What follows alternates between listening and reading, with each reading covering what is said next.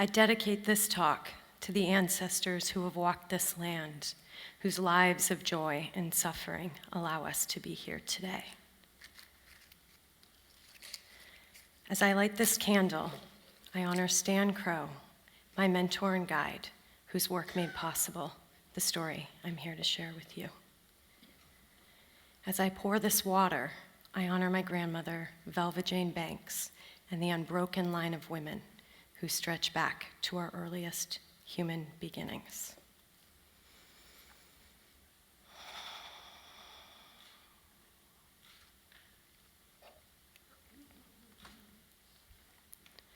When I was 13, I came across a brochure sitting on my mom's desk for something called a Rite of Passage journey. I don't know what it was, but something sparked in me, and I really, really, really wanted to take part in it. And the experience was amazing. I got to go backpacking in the mountains. I learned to cook outdoors and make decisions as a group. I loved the whole thing. But there's one part of it that I will never forget. It was called the Solo Vigil. The task was to remain by myself, to go without food, to stay awake, and to keep a fire going for 24 hours. As a city kid, even starting a fire was a huge challenge. And then that night, it rained the hardest it did all summer long. The night was cold, dark, and wet. And then to make matters worse, at some point at night, a raccoon came out onto the tree limb above my fire, and it stared down at me with these beady yellow eyes, and all I could think was, if my fire goes out, that raccoon is going to eat me. So needless to say, I paid close attention to my fire and sat beside it, keeping it going all night long. But still, the night was really long, and at some point I fell asleep. The next thing I remember, my mentor Louise was shaking me awake. She startled me, and I began to cry, saying I couldn't make it. "Darcy, look around," she said. "You already have made it. The night's over." I looked up and saw she was right. It was full daylight, and even more than that, the rain had passed, and the sun was just beginning to peek out from behind the clouds. After she left, the most amazing feeling of joy washed over me. I felt like I was invincible, like I could do anything I put my mind to. That single night had a powerful and long-lasting impact on my life. I gained confidence in myself and comfort in nature, and those things alone would have made it worth it. But more than that, what the experience did was give me a roadmap to understand all of the transitions I would go through in the future. And that roadmap, called a rite of passage, is what I want to share with you today. Now, this term rites of passage, we use it a lot and in all sorts of different ways, and it has many different definitions. So here's what I mean when I use the term. I mean an intentional, meaningful marker of transition from one state of being to another. So that's a mouthful. So what do I mean by that? By intentional, I mean that it's a conscious, deliberate process. Storyteller Michael Meade, drawing on an African proverb, says, "When the fires that innately burn inside youths are not intentionally and lovingly added to the hearth of community, they will burn down the structures of culture just to feel the warmth." What this speaks to is that there's an innate need of young people to test themselves, to go through challenges, to receive blessings and be welcomed by the broader community. And if we don't provide that for them, young people will do it for themselves, for better or for worse. Reckless driving, risky sexual behavior, experimentation with drugs and alcohol, these are all the inevitable byproduct of the unmet impulse toward initiation. By meaningful, I mean that a rite of passage must actually be significant. Things need to change for the whole community, the young person, their family, their friends, school, work, all of it. A young person needs to be seen and treated differently, held to new standards, given a new status and new responsibilities. The next part of the phrase, marker of transition. The way my mentor Stan talked about this was enacted ritual. We engage in rituals all the time. blowing out the birthday candles, funerals to honor the dead, high school graduation ceremonies. Ritual is an important way we create shared meaning, and it transforms change from a mental idea to an actual bodily memory, complete with sights, smells, emotions. We can talk about how things are different in a family when a child hits puberty, but this hits home in a completely different way when a ribbon connecting parent to child is ceremonially cut and the child is pulled off into the forest.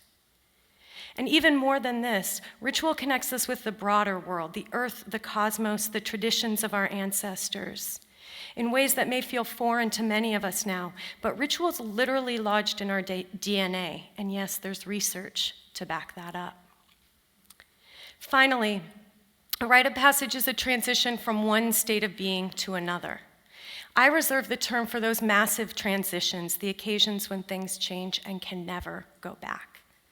Like birth, like death, like marriage, and like the transition between childhood and adulthood and through the life stage known as adolescence. My own rite of passage experience was powerful, so powerful it's why I'm here with you today. But it's also only the tip of the iceberg of what would be possible if rites of passage were a shared way that we supported young people on their path to adulthood. Because while my experience gave me a deeper sense of who I am, comfort in the natural world, and skills to work with my peers, it wasn't deeply embedded within a culture that got and supported what I was doing. I wasn't seen and treated differently. And it wasn't within the context of cultural traditions that really had meaning from where I came from.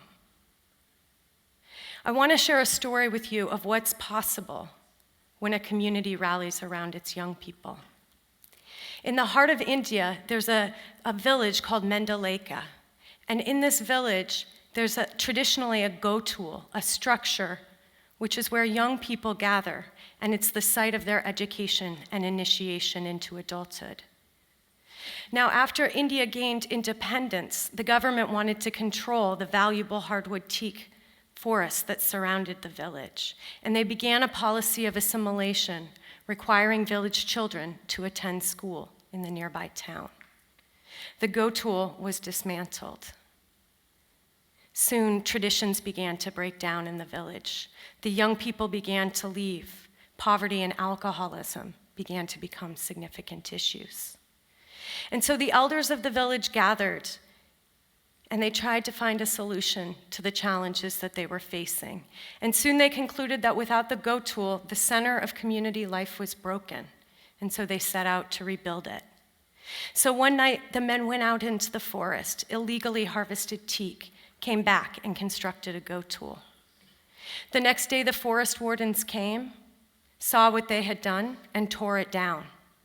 By nightfall, the gotul was gone. So that night, the villagers went out again, harvested more teak, and rebuilt.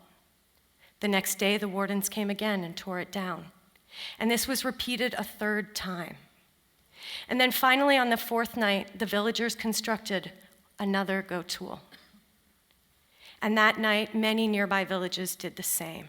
And when the wardens came this time, they threw up their hands, said, the villagers are going to go through all the teak. We better just leave the gotul.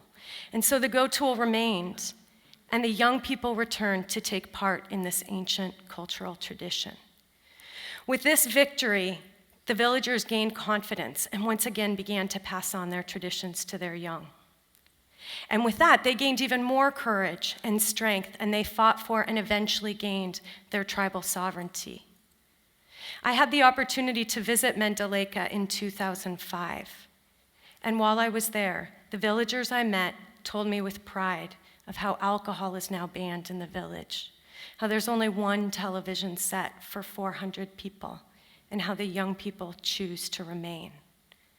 They spoke with pride of the Gram Sabha, the governing body made up of at least one adult male and one adult female from each family that gather regularly to make all decisions by consensus.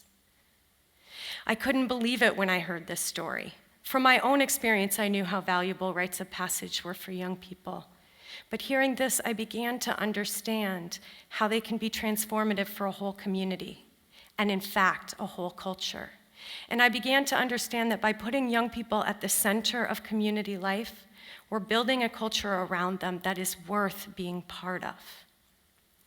And this isn't true just in far-off places.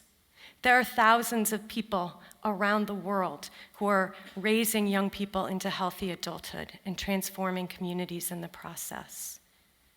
Like National Rites of Passage Institute in Cleveland, Ohio, which for generations now has helped young African Americans grow into adulthood with a sense of cultural pride, skills to navigate being Black in America today, and the confidence and will to contribute to their community.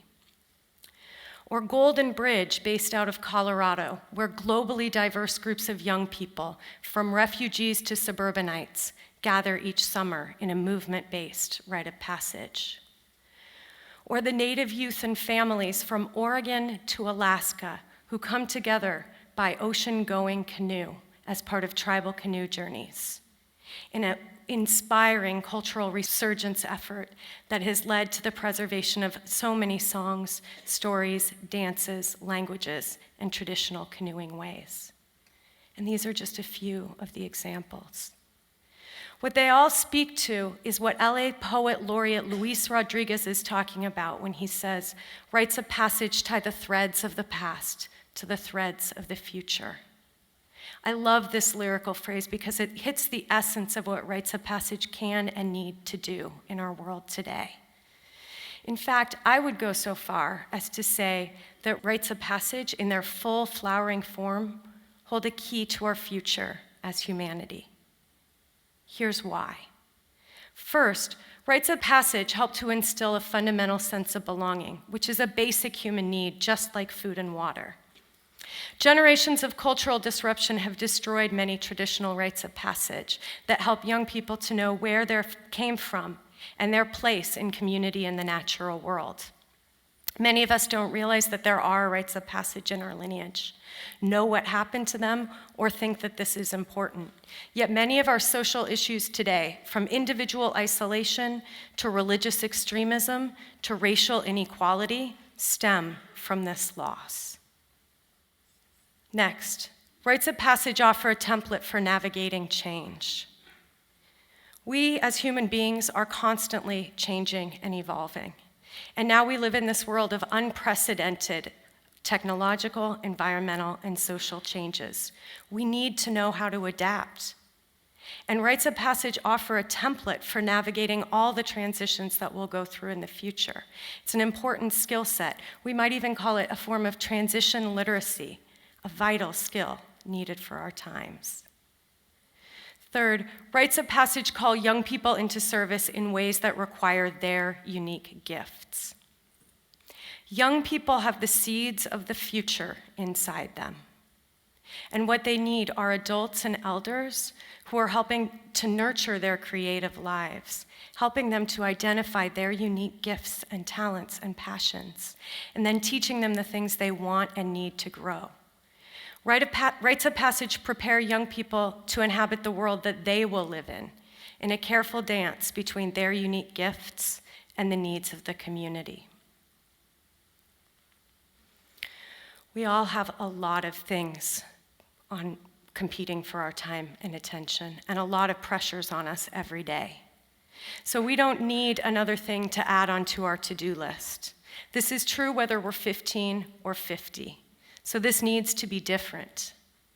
To paraphrase rite of passage scholar and practitioner David Blumenkrantz, what would be different if the institutions that matter in the lives of young people were reframed as houses of initiation?